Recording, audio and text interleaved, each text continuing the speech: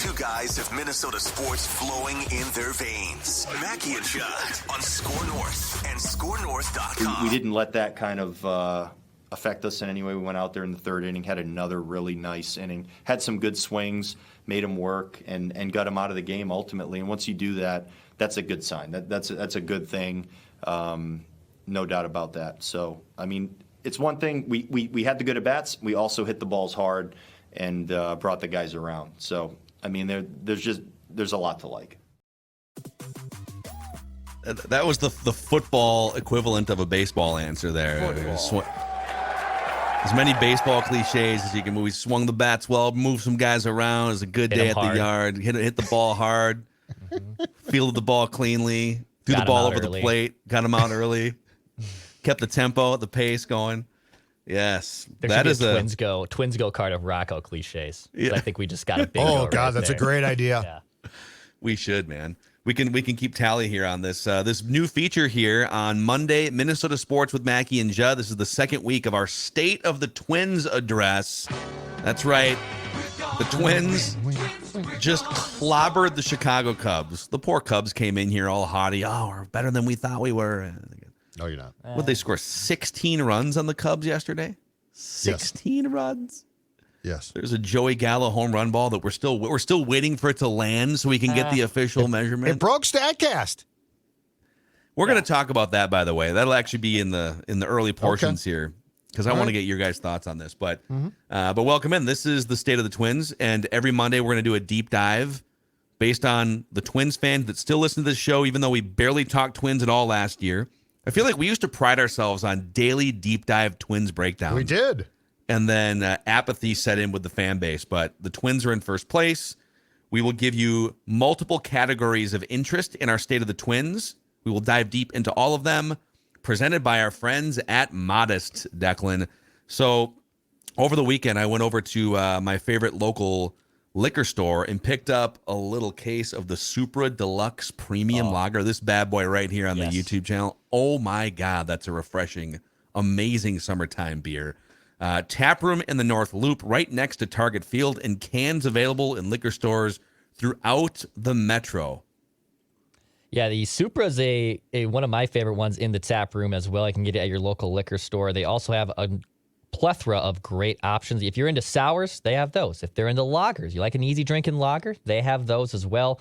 Some great IPAs too. One of my favorite spots in the North Loop to go to before a Twins game. Modest Brewing, got the great patio out there too. You can get the beer inside, go enjoy yourself outside on that little patio. What's better than that? Beer, patio, baseball. Those are all my favorite things, and man. Bombs.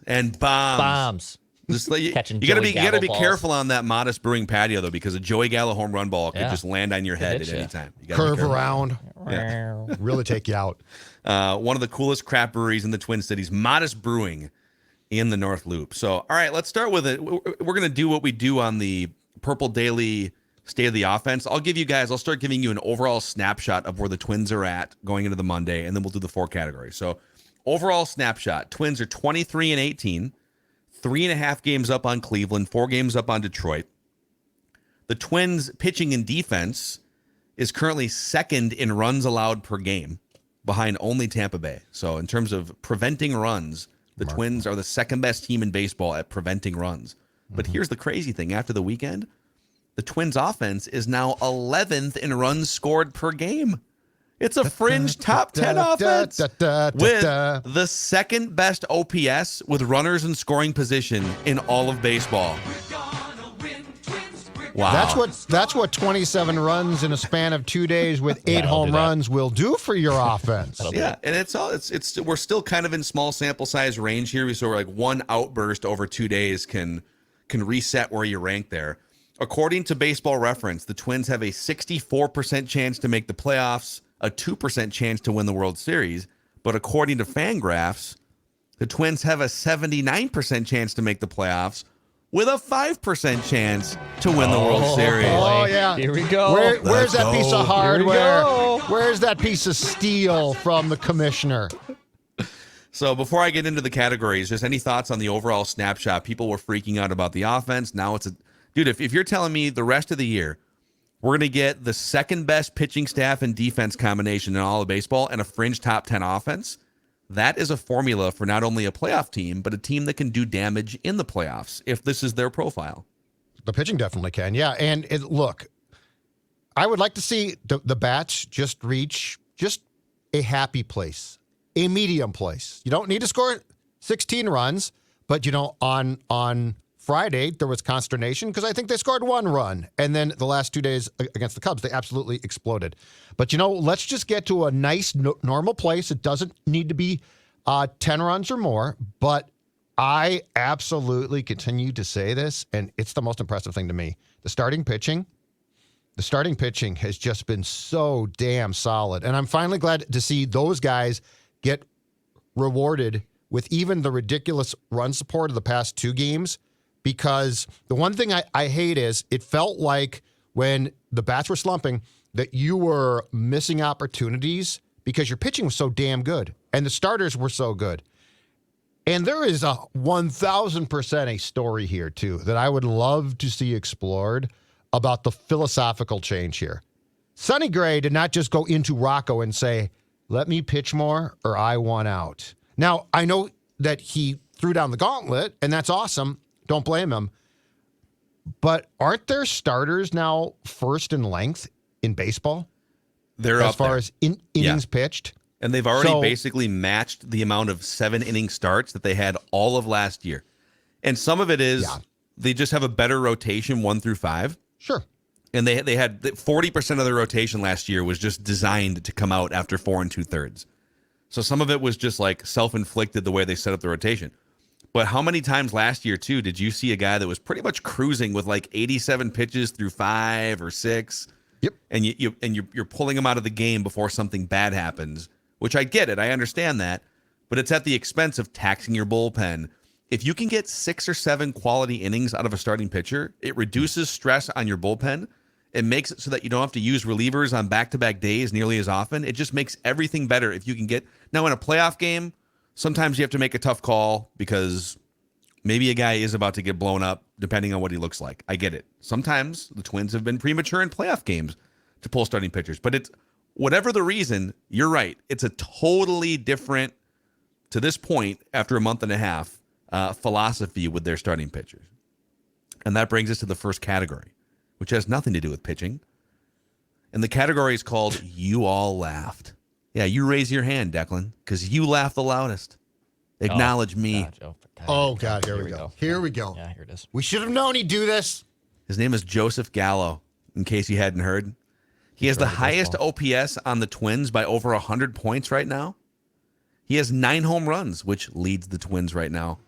And he leads all Twins position players in wins above replacement. He hit a towering home run over the weekend that peaked like above the IDS tower, basically. And it took 24 hours to fully measure the magnitude of such a Babe Ruthian blast at Target Field. Joey Gallo is going to give you some stretches where he strikes out 15 times in 20 at-bats. He disappears for chunks.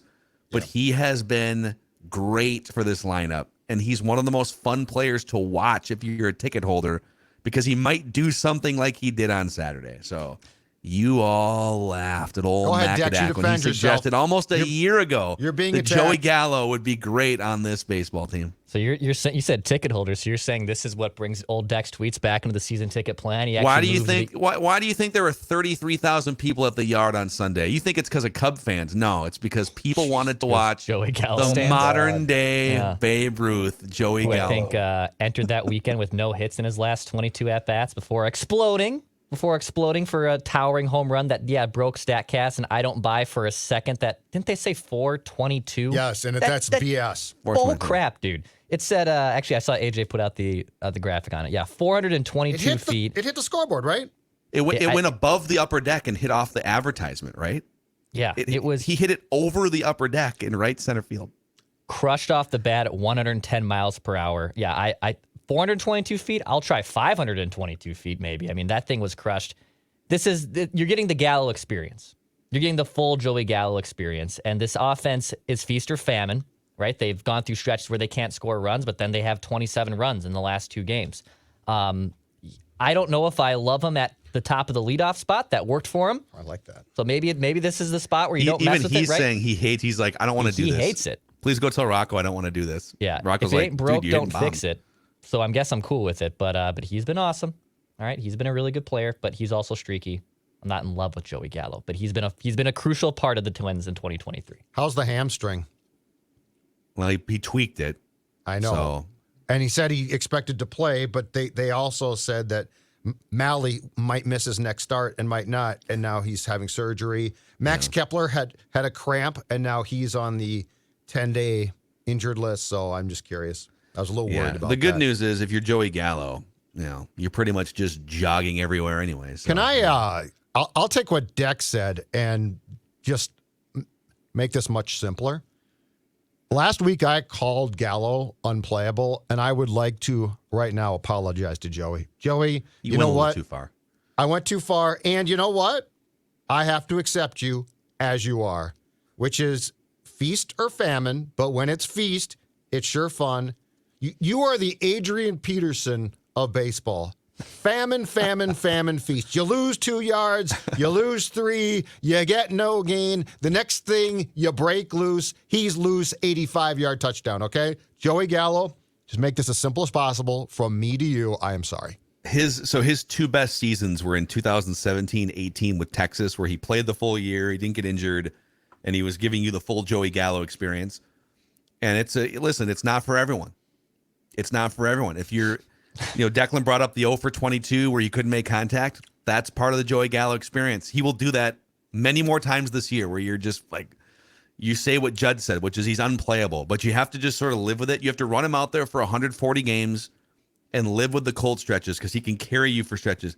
So his average season over those two, he had 145 games, 1 year, 148 the next year. He hit...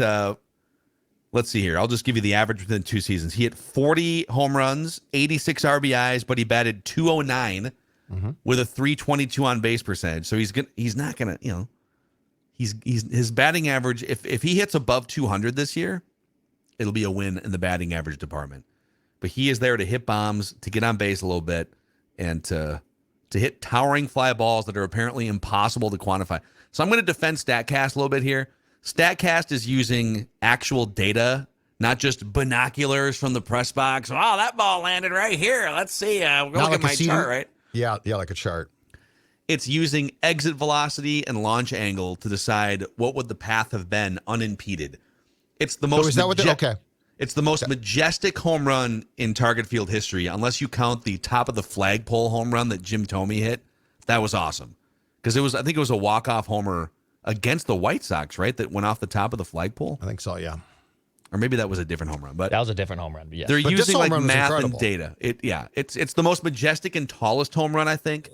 But unlike a laser beam that would have gone out maybe 50, 422 does still seem light to me. So they are saying then that is a projection of if it hadn't hit an object to stop it? Yes. That it was coming down, basically, Wow. Yeah. I don't know about 422. Feels like it should have been longer, even. But I will defend StatCast. Well, that's fine. I'd like to fire them all and start my. You know what? I'm going to start Judd guest cast because it'd be a lot more fun if I came in and said, "Bleep you 520."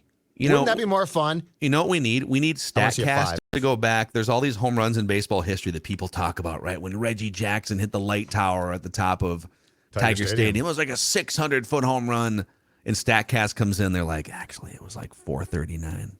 You know what they are? The launch angle and the exit velocity. Killjoy cast. They're a bunch of killjoys. You suck, StatCast. You're just a bunch of boring people. 535 feet. All right, second category here is the Judd Zulgad influence. That's You all laughed at Judd, okay? Carlos Correa, since being called out by Judd, since being held accountable by Judd, yes. By Judd. Yep. Has a 5-game hit streak with 5 extra base hits, 8 runs batted in, and a 1,058 OPS over those 5 games. His average has increased 22 points. His on-base percentage has increased by 19 points. and his slugging percentage has increased by 44 points since Judd called his highly paid ass to the carpet. Mm-hmm. That's exactly right. And so we did exchange some tweets with a guy who thought that I was actually getting on the fans. Well, first of all, you booed him, which is a great move. He clearly was pissed off. That's awesome. And he reacted to it, by the way. But all I said when I called him out was I was surprised there wasn't more made of his slump from the media.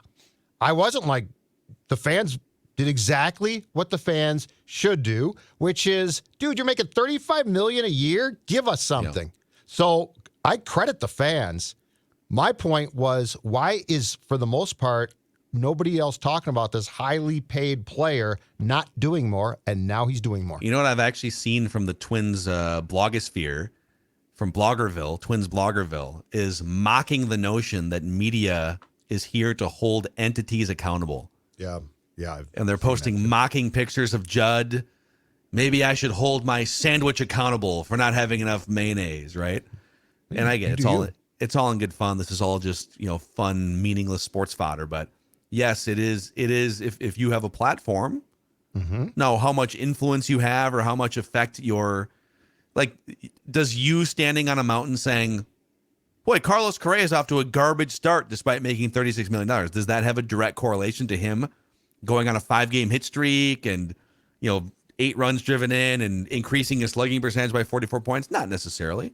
But I think to take the opposite stance, which is, well, media and people with platforms should say or do nothing at all to create dissension or to blow a whistle on something that's not right, because what are you going to, what influence do you really have? I think it lies in the middle somewhere. Yes. And I applaud you for calling out something that didn't seem right with the Twins.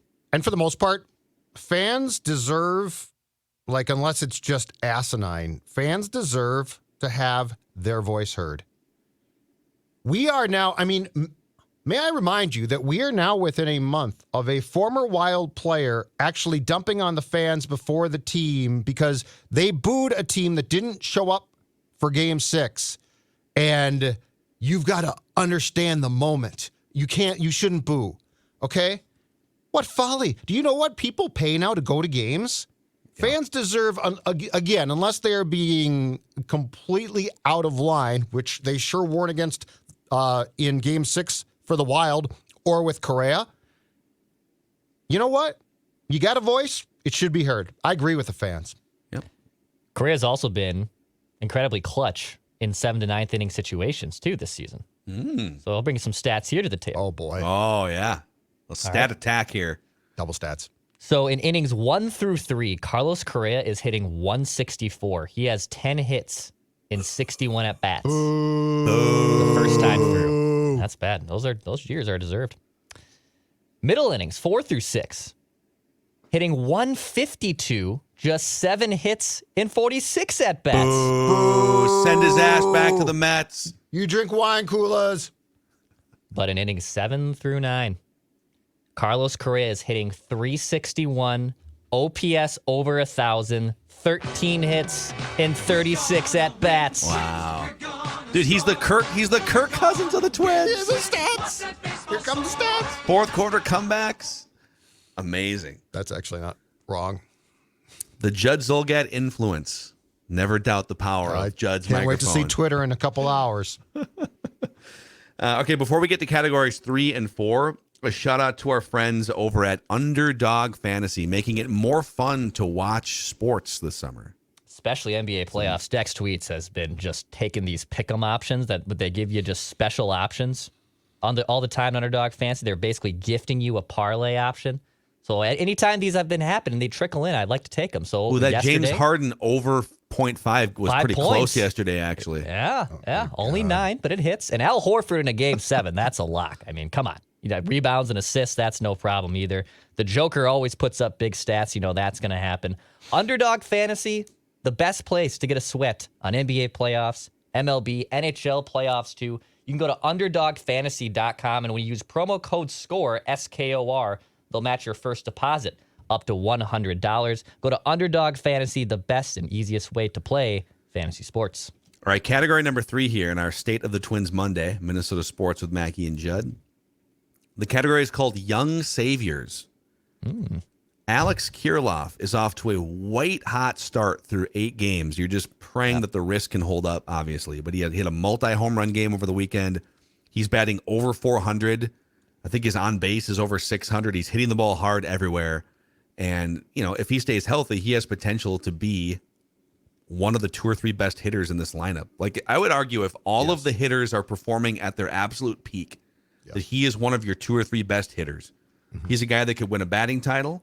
He's a guy that can hit maybe 25, 30 home runs, drive in a bunch of runs. So just cross your fingers on the wrist. And then I'll throw one more out before I get your reaction. So Royce Lewis began his rehab assignment over the weekend for AA Wichita after tearing his ACL almost a year ago. His second game on Saturday, 2 for 3 with a double, a walk, 3 runs scored. And so he's working his way back. I don't know what their plan is for him, if they just keep him down, but they got, to me, third base is open if he wants to play third base the rest of the season. Agreed. So if Kirilloff continues to play well and stay healthy, and if Royce Lewis is on the way, all of a sudden you feel a little bit better about the offense's early struggles. You feel a little bit better about the future of the organization with these 2 guys, these 2 injury-prone guys. But young saviors are potentially on the way here for the Twins. This might sound premature, but I believe that Kirilloff is, if you were to make a top 5 list of most important Twins, like guys who are the most important, Kirilloff's on that list. Oh, I agree. He is that talented. He is that good. He brings, dare I say, a stabilizing influence with his abilities that the lineup ordinarily lacks. He has, as Phil said, the ability to hit 25 to 30 bombs. And just as importantly, he's going to get on base. And when he's going well, watch him hit. He has an approach that most guys just don't have. So in watching him, I actually thought that was one of the hidden things of the Saturday and Sunday explosions offensively, was his importance and the fact that it's no accident that he played and contributed a lot and that they looked that good. And I don't know, and guys get hurt, so this all might change, but Max Kepler, and I know he got going a bit, I just don't care. I just don't. Alex Kirilloff, to me, is one of your, and this includes pitching too, Alex Kirilloff is one of your 5 most important players that if he can stay on the field, I think he changes your ability to make noise in season and potentially playoffs too, because he is totally flatline. He does not get up or down. He's boring as hell, but that's not bad for an athlete. That was the one. I thought that was the one, not hidden story, but I thought it was a pretty important takeaway from the last 2 games, is just the magnitude of the importance of Kirilloff's ability to stay in that lineup. Real quick too, his career has been just, it's the timing of some of these things is unfortunate. So he was drafted, he was a first round pick back in, I believe, 2016 or 17. In 2000, then he had an injury of some kind, might have been the first wrist injury. His age 20 season in 2018. So he played a full season of A-ball. Excuse me. Mm-hmm. He batted .348 with a .400 on base percentage. Let me count here. 71 extra base hits. Yeah. In 560 plate appearances. Just insane. Like literally 1 in every 8 times he comes to the plate and he's got an extra base hit. Just insane. Not to count all the singles. He had like 100 singles that year too. And then 2 years later, I think there's another wrist thing, and then the pandemic hits, and the minor league season was wiped out entirely in 2020. So all those guys got delayed by a year. And then he gets called up in 2021, shows a bunch of flashes. I think he had a bad spring training, I want to say, and he spent some time in the minor leagues in 2022 where he got sent back down. So this was his first chunk of AAA play in 2022 last year. He hit .360 with a .465 on base percentage in the 157 plate appearances. He has just absolutely destroyed every level of the minor leagues. And I think if his wrist hadn't flared up and if the pandemic didn't happen in 2020, 2 years ago, he would have been your number 3 hitter, number 2, number 3 hitter, flirting with batting titles. But We just don't know what kind of a player he can be with all the injuries and wear and tear. And if these 8 games are any sign, this is great. But we're going to be walking on eggshells for a long time around Alex Kirilloff, unfortunately. And Royce Lewis, she's just kind of this unicorn that you saw for 5 minutes, and then you ran into a wall, and now you just hope that you can keep him healthy too. So Third base. Just go stand over there, play some third, do your thing, right? Mm-hmm. All right, category number 4 here. This is going to be a little torturous for some Twins fans, but it's called Old Friends. I think we can check in on some old friends here, starting with Brent Rooker. Oh, yeah. I want to know how you guys feel about this. Yeah. Again, this is State of the Twins here, so we're going to include all tentacles. Typical negative Mackey. It's just a check-in. It's not necessarily negative. It's just a check-in. Dex? So Brent Rooker was traded to San Diego. Mm-hmm. This is back a couple years ago now, along with Taylor Rogers, who at the time, by the way, his stock was very high at the time. I know that the Twins probably moved off him at the right time, but he was a good trade chip at the time. So it was Brent Rooker and Taylor Rogers for Chris Paddock and Emilio Pagan.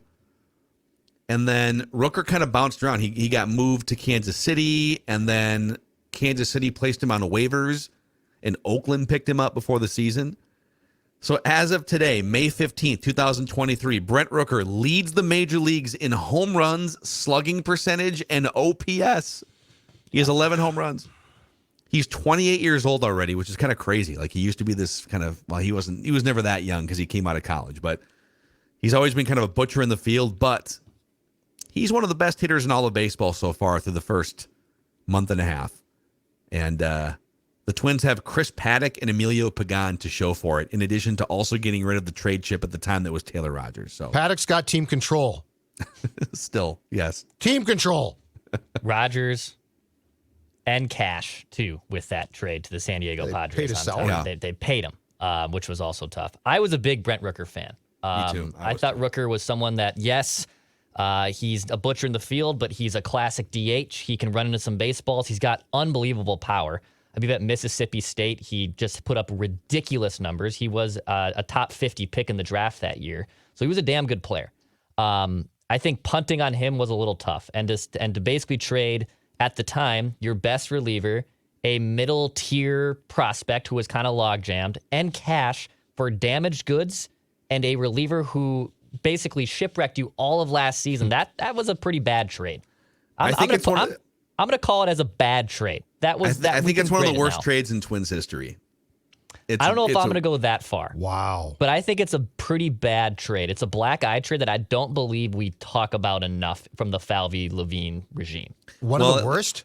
Wow. I think the only thing that makes it not, I guess I'll back up a step. The only thing that makes it not one of the worst trades, because let's just start with who did you get back? Well, you got a guy with a torn UCL, a known torn UCL. Yep. We've belabored that point on this show, so we don't need to. And then Emilio Pagan comes in, and I think his home run rate over like the last year in San Diego, his first year with the Twins, and then whatever happens this year, if you add up all of the innings, I mean, his home run rate was on pace to shatter Burt Blyleven's home run record if he were to get that many innings. He was a disaster last year. And so the only thing that prevents it from being a total train wreck is that you at least sold high on Rogers before kind of the shine wore off on him. But at the time, people forget, like at the time, he was a huge trade chip for you. How are you going to deploy him? Now, maybe other teams saw some things in him. Maybe his stuff wasn't as good, and maybe every team saw it. But for Brent Rooker to be exploding like this too, and yeah, Declan said it. There was a log jam. He doesn't really have a defensive position. I'm a little skeptical that at the end of the year he will still be leading the league in home runs, slugging percentage, and probably slugging percentage. But yeah, like you traded a couple interesting assets, and to this point you've gotten almost nothing to show for it. So it was pretty objectively a bad trade. Yeah, I mean in college, and I know this is only college and minors, but in the college ranks, so in D1 level at a really good school, he slugged .660. In the minor leagues, he slugged .543. He crushed Friday night pitching. So I've had a couple connections through like the SEC baseball world. And I was told when they drafted him, this is a great pick. Go look at what he did to Friday night pitching in the SEC, which is like major league pitchers being drafted. Mm-hmm. Just destroyed those guys. But again, it took him until age 28 to figure it out. Right. So, and an opportunity where he was going to get a ton of at-bats. And he had a decent amount of bats 2 years ago. But yeah, I think giving up on him was a lot more tough and makes that trade with the Padres and Rogers for Pagan and Paddock look even worse. Another old friend, unless you have another Rooker thought real quick. Joe. Yeah, here's my point about this. And it's not about the player in particular, but it's about this. Can we figure out a way, can the Twins figure out a way to vet the injury status of pitchers that they're going to acquire just a bit better? Just a bit. I'm not asking for a ton here, but I mean, in Paddock's case, you're right. The Mets said, your UCL's a mess. No, thank you. In Malley's case, he had some stints. I wonder if there is a way that you can have a little bit more. It's one thing if the guy is completely healthy, walks in the door, and his arm explodes, okay?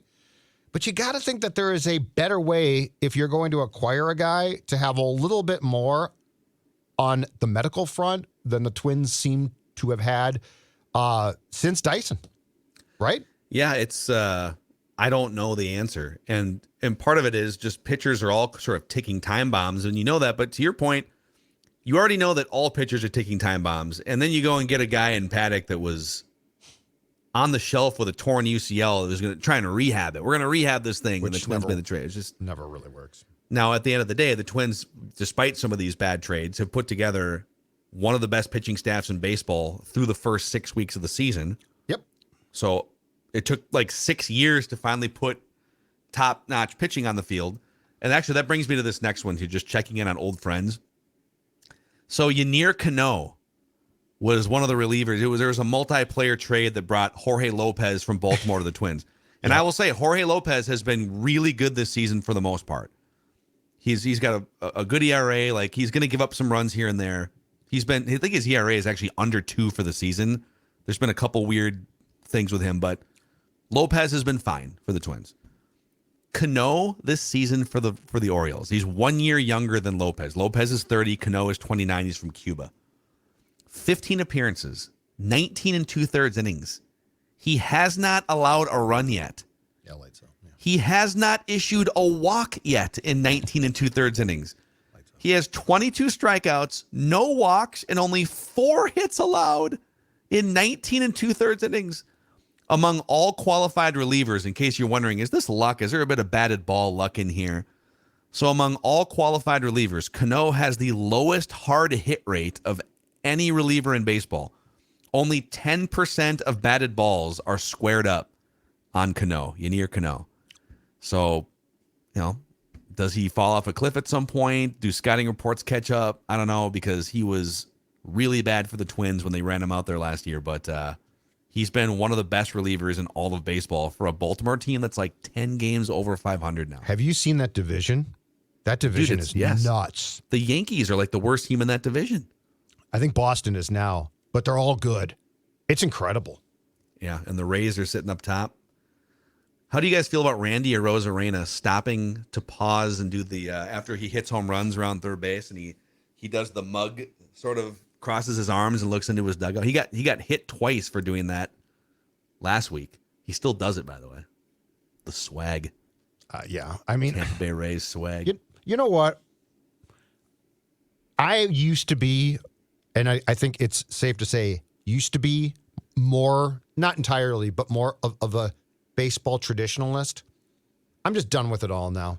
I'm seriously let guys done. have fun. Let guys have fun. Not just let guys have fun, but I mean, there was a time when I think the thought of a clock in baseball would have repulsed me, right?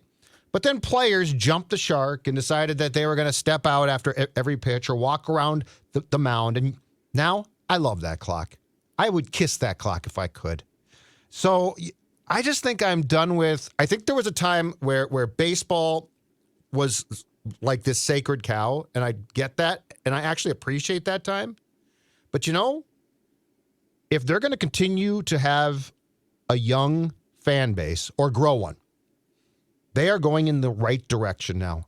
And I ain't going to sit here and say my 53-year-old ass don't like that, because that's not the baseball I knew. Yeah. I would far rather see the sport survive and potentially thrive than disappear because they adhere to a bunch of rules that clearly a new generation or two of fans don't give a damn about. That's my feeling about this whole thing. I think like guys like Randy Rosarena make the sport more fun. Can you imagine if in the NFL, remember Cam Newton used to do the Superman celebration? Yeah. Oh, you got to knock his block off next time he shows us up like that. It was fun. Yeah. It was fun. Rodgers doing the title belt celebration for all those years. And why are we throwing at people still? It's ridiculous. Like it's a baseball. It could do some damage. Nobody who is celebrating is damaging you. I would tell these teams, these pitchers, these managers, if Randy Rosarena hits a 500-foot home run and wants to stop around third base to mean mug to his teammates in the dugout and do like a fun little pose, if you throw a baseball at him, you're ejected and suspended for 60 days. Like, get it out. Just like hockey sometimes. Like, if you don't want guys taking cheap shots, suspend them for 100 games and see what happens. Well, there's not 100 games in the season. Well, or slash guys, right? Mm-hmm. Well, like your stick is a weapon. If you want to check a guy hard, I don't care. That's fine. But your stick, the baseball is a weapon. I can throw it 100 miles per hour, likely, if I'm a pitcher now. How is that like the proper comeback for you posed? It is hilarious. Yeah, just like quit being overly sensitive. Your game needs more fun.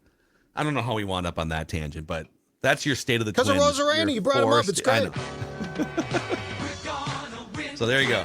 Despite a couple of trades gone awry there, potentially one for sure, the Twins are still on pace to make the playoffs, maybe win 90 games, and have the best pitching staff we've seen in years, and one of the most fun home run hitters we've seen in years in Joey Gallo. So, all right, any final Twins thoughts from you guys before we say goodbye here? Nope.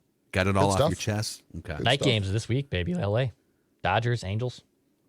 A lot of late night starts. Done by midnight, I bet, too. Mm-hmm. Yeah, you won't have to wait till 4 a.m. to watch. I love that clock. I love you, clock. All right, that's a wrap here. Minnesota Sports with Mackey and Judd. Our State of the Twins presented by Modest Brewing.